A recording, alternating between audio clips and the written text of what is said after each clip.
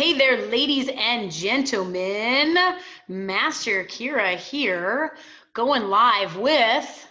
Sensei Ted. Hi, everyone. We are getting to know Sensei Ted here at the studio. We are on COVID-19 lockdown, and we are doing super awesome get to know you interview sessions on each of our teachers so that you can get to know them a little bit better since you spend so much time with them anyways. So we'd like to welcome Sensei Ted here. Sensei Ted is not an original student of LZFMA. Sensei Ted, how did you start your martial arts training if it wasn't here in Lake Zurich? I started in martial arts a really long time ago, and I started with Aikido, which is like a Japanese form of martial arts where they do a lot of joint locking and rolling. And the interesting thing is, when I did class, everyone did class on their knees. So you started on your knees, and you did the whole class walking on your knees and doing locks on your knees. And you practiced all your martial arts without your feet. That's very interesting. So why do you think in Aikido they made you do your knees all the time instead of standing up? Why do you think that was? It just adds another element. It complicates things. The more pieces you add, when you add your legs and your whole body movement, it's like another level of technique. So it's kind of like when you take class, sometimes we break things down. So we'll only use our feet or we'll only use our hands. And it's just another way to learn techniques, especially as a beginner. So you think as a beginner they had you guys kind of tossing each other around and falling down on your knees because maybe it was easier, it wasn't as far to fall? I think it was good, especially for a kid's class. It's also kind of built in like a tradition for them. Very cool. So next question up, when exactly did you start martial arts training? Like how old were you and what year was it? I started training when I was 10 years old, and I'm 29 years old now.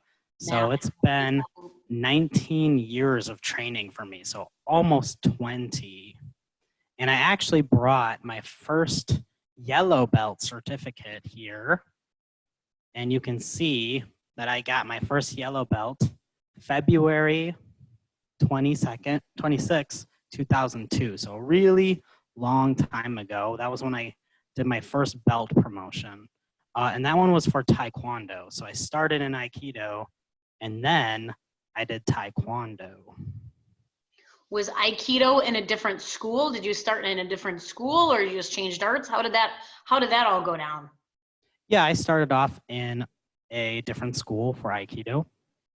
And then I ended up going to another school in South Elgin, closer to where I lived.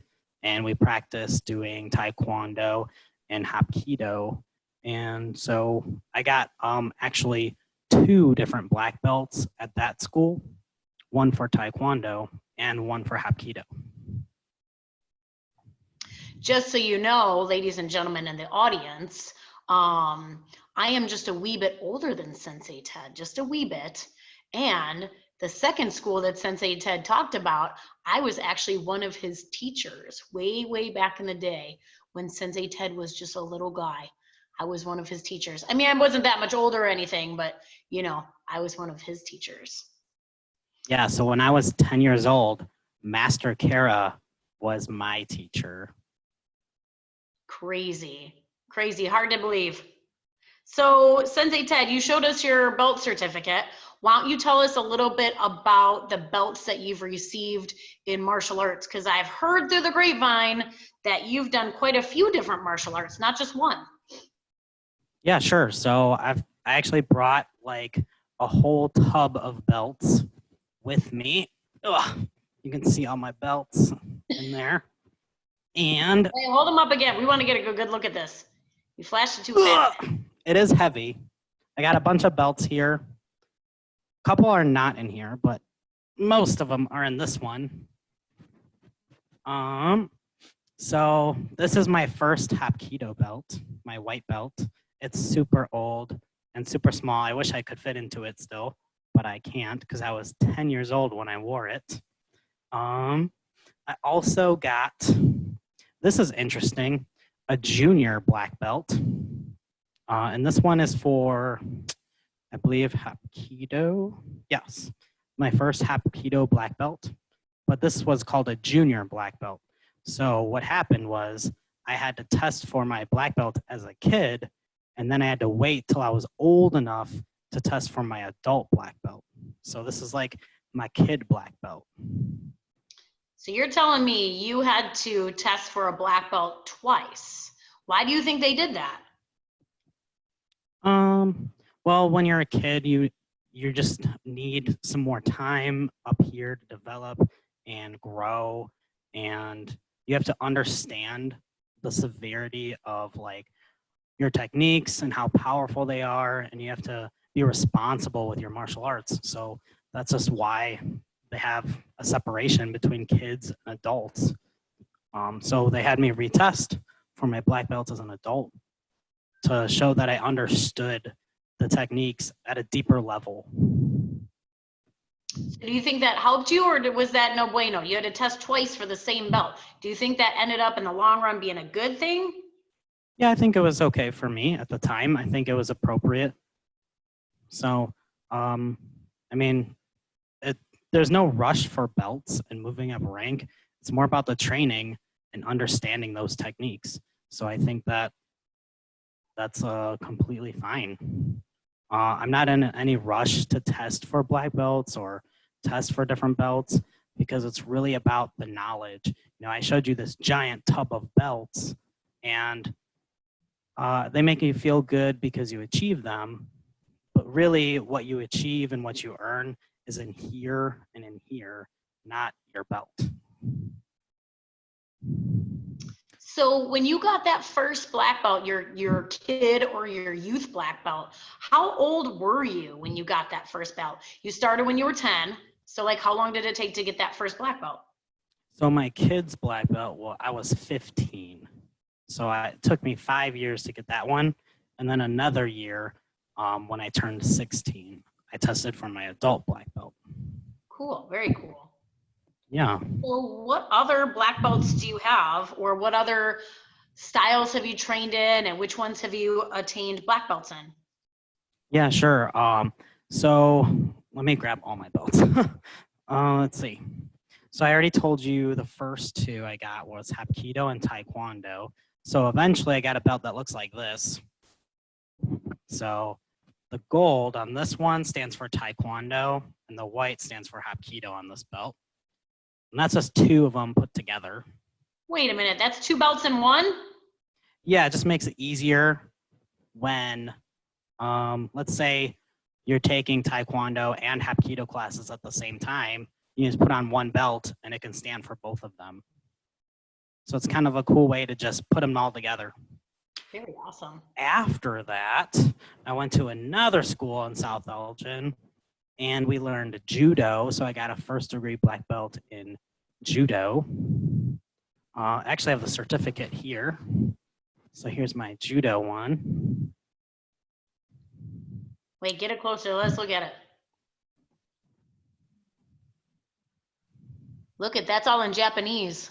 Why is it in Japanese? Judo is a Japanese martial art for throwing and sweeping people. So this one is in Japanese. And then I also have this one. And this one is for Bujutsu. And this is a big one. Whoops. This one's for Bujutsu, which basically means martial arts. So a whole bunch of different martial arts all mixed together, kind of like what we do at LZFMA.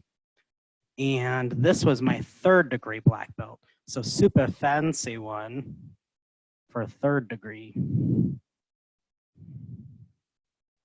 Those are all my black belt certificates, but I also have some of these funny belts. Let's see, I got a blue belt in Kempo, and this one looks like this because I was a black belt, but then I was going up the ranks again in another martial art, and they wanted a way to show that I was still a black belt, but a blue belt in Kempo.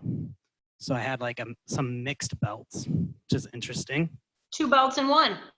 Yeah. And then I also did Arnis for a long time, and they had some cool belts too that were very similar for me. Like this one has a double green. So all sorts of strange belts What's and our different need? martial arts. Oh, sorry. Arnis is stick fighting, kind of like weapons training. Very cool. So, what exactly got you into martial arts? You started when you were pretty young. You were 10 years old. I mean, you weren't super little, but what got you on the mats to begin with? What made it all happen way back in the beginning? So I was born in Chicago, and we moved out to South Elgin, which is about roughly an hour outside of the city.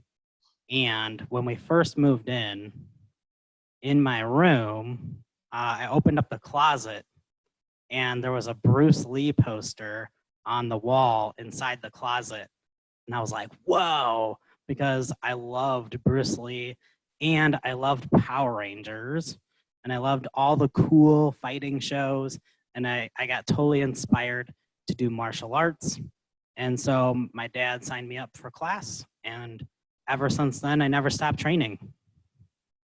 And the rest is history. A Bruce Lee poster in your brand new bedroom and some Power Rangers on TV, and look at how the world has changed. Exactly. So tell me, Sensei Ted, what is your favorite thing about martial arts training? Like, what do you like the best? What makes you keep doing this for 20 years? That's a really long time. And it's hard to stay motivated on anything for 20 years. So what keeps you in it? What's your favorite thing?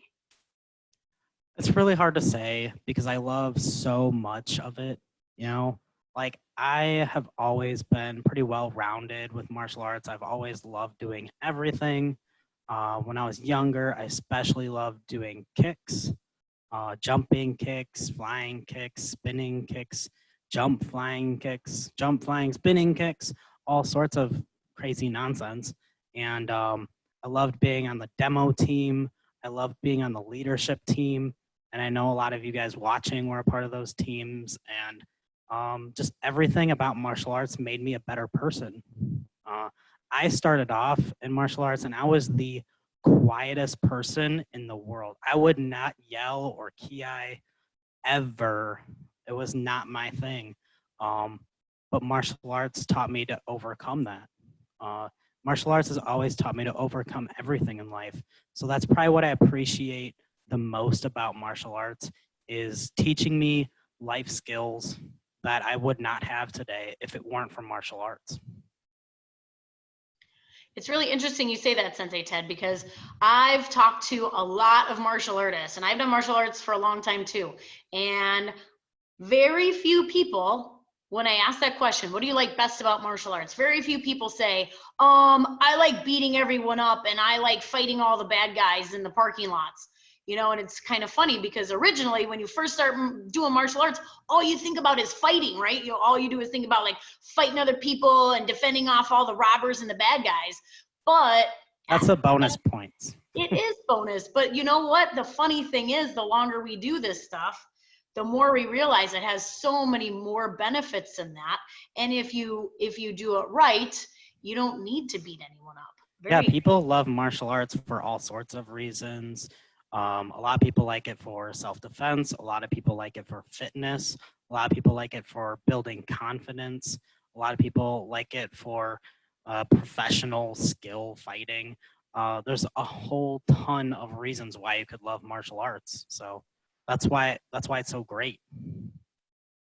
So Sensei Ted, can you say it's been easy for you in martial arts, or you think it's been hard? You got quite a journey. You got a 20-year journey. Would you say that it's been easy, or would you say that it's been kind of tough? Martial arts is everything. It is both. It can be easy and it can be hard. It's a balancing act. So every test I've done has always been challenging and very difficult. And my instructors put me through a lot of challenging times.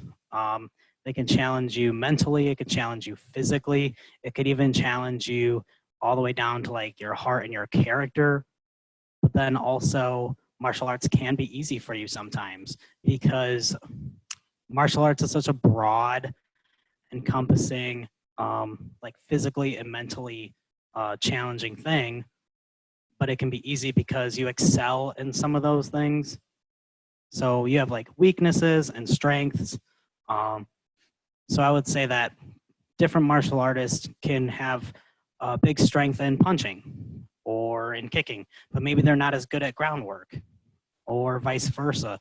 So I would say that it depends on you and it depends what you gravitate to in your martial arts skills. You know, what parts of martial arts do you feel like you have a lot of strength versus your weaknesses? I think that's really interesting that you point that out because I think constantly we look around the dojo and we say, you know, who's better, this guy or that guy? Who's better, that belt or that belt? And you know what? I don't even know if you can really answer that. Because everyone has different strengths, yeah. Yeah, I think you can look at two different green belts and, you know, one might be really good at this, but one might be really good at this. They're both really good green belts, but they still have their strengths and their weaknesses and their differences. Very interesting. All right, so Sensei Ted, we want to know something interesting about you, something kind of different and cool and unique that might shock or surprise us. Well, I think the most interesting thing about me is that I one time saw Chuck Norris at the Martial Arts Super Show. Like so the real Chuck Norris? The real Chuck Norris. So Master Kara and I, we went to Vegas to a martial arts super show one year, and I actually saw Chuck Norris. So, Sensei Ted, what else do you do besides martial arts? I know the answer to this question, but you're too humble, so I'm going to call you out. What else do you do that's cool outside of the dojo? Cool outside of the dojo. So besides martial arts, I really enjoy playing cards and games, especially family games. So once in a while, I like to go home with my family. We eat dinner, and then we'll play all sorts of card games. Just one thing I enjoy doing. I also like skateboarding once in a while. Skateboarding? Skateboarding, yep. Even skateboarding. But nothing will ever be as good as martial arts for me. Is that your main thing? Martial arts is number one hobby. Everything else comes after that. Very nice. All right, ladies and gentlemen, it's time to open it up for some questions. I try to get as many embarrassing things out there as I can. Robert and Dylan, what do you want to know about Sensei Ted? I want to know what your favorite martial arts move is, and may you please show us. Perfect. I can't demonstrate my favorite move without a partner. I'll volunteer. But I can demonstrate a cool move. Yeah. Does that work? How about your coolest move that doesn't require a partner? How about like a tornado kick? Yeah. All right. Still got it, Sensei Ted? I think I still got it. I didn't stretch yet. You might want to stretch a little bit. I didn't stretch yet, but I think we'll be okay here. You're almost 30 now. You need to stretch a little bit. Tornado kick is a favorite. All right. Let's see how this. I'm fortunately in my uniform, ready to go. So I must have known you were going to ask me this. All right, here we go. Ready?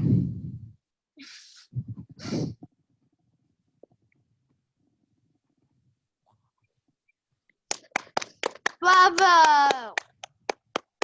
Sensei Ted, you got to do it again. Another tornado kick? Yeah, because Sure. you weren't on the spotlight. I have to spotlight you. Hopefully I won't get dizzy. All the replay people need to see it, so I had to spotlight you. Am I on spotlight? You are spotlighted. Tornado kick! Yeah, yeah, yeah. I'm so Oh, wow, I have an awesome crowd out here cheering me on. Thank you. Sensei Ted, you still got it. Yep, those legs are still working. Robert and Dylan, what else do you want to know? Sensei Ted, what do you like to teach the most? Ooh. Oh.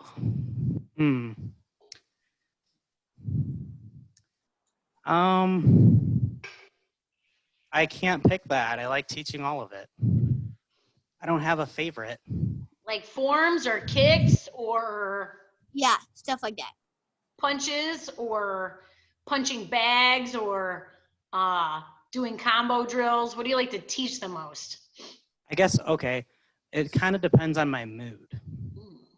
So, let's say I'm kind of stressed out or something. I probably want to hit some bags, you know, get the stress out, hit some stuff. If everyone's really like pumped up and excited to be there, ready to rock, which you guys always are, then I usually like to do something a little more fun and exciting, which is going to be something like a big martial arts obstacle course or something. I like doing, probably the most fun for me would probably be some kind of like demo type drill, like a demo team type of drill, because Like they're just or something? out there and exciting and fun and dramatic. They're not too serious. So it's a good way to practice your martial arts in a fun and exciting way. Good answer, good answer. Gentlemen, Yeah. anything else you want to know about Sensei Ted? Yeah. Actually, I got 2 questions. Robert has one bad enough. How do you see things changing for LCFMA because of Corona? Oh, wow.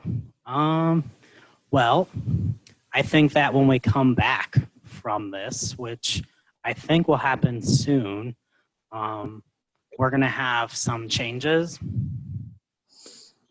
For example, we'll still have class.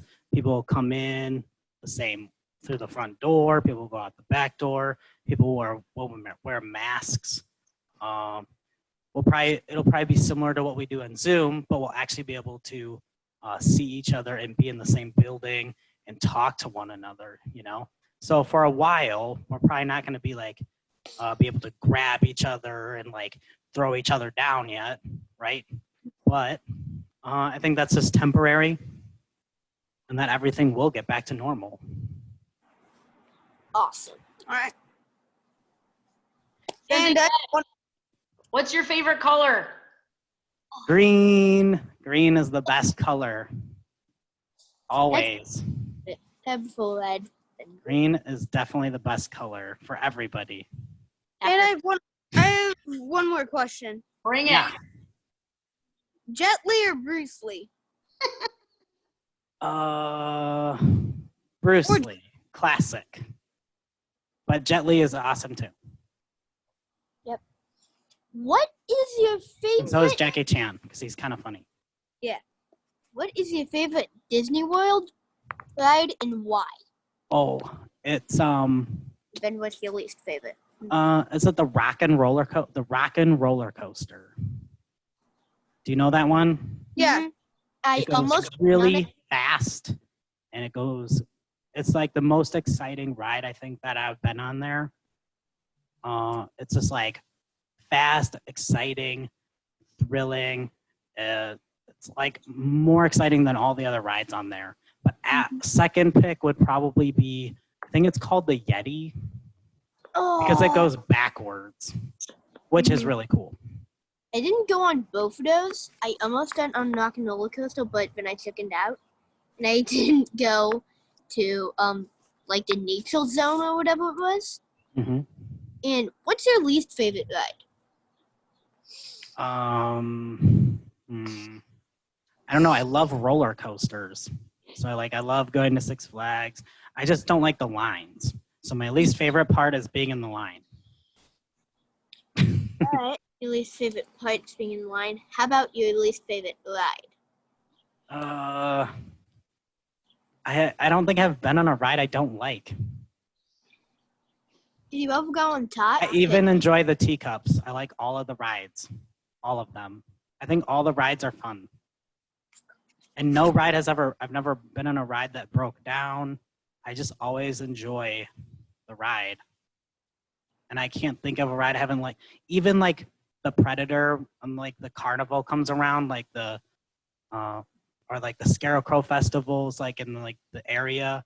There's this one called the Predator that makes you really dizzy. I even love that. Or like the Zipper makes me really dizzy. Still love it. Good questions, guys. Yeah. All right, on that note, we are out of time. Big round of applause for Sensei Ted. Thanks for being a Thank good sport. you. We enjoy learning about all of our instructors, and this is actually I would say one cool benefit to COVID-19 lockdown is that, you know, we've been really given the opportunity to do some different and creative things we might not have even thought of until we got all locked up and cooped up. So I would say one pro COVID-19. So ladies and gentlemen, thank you for tuning in.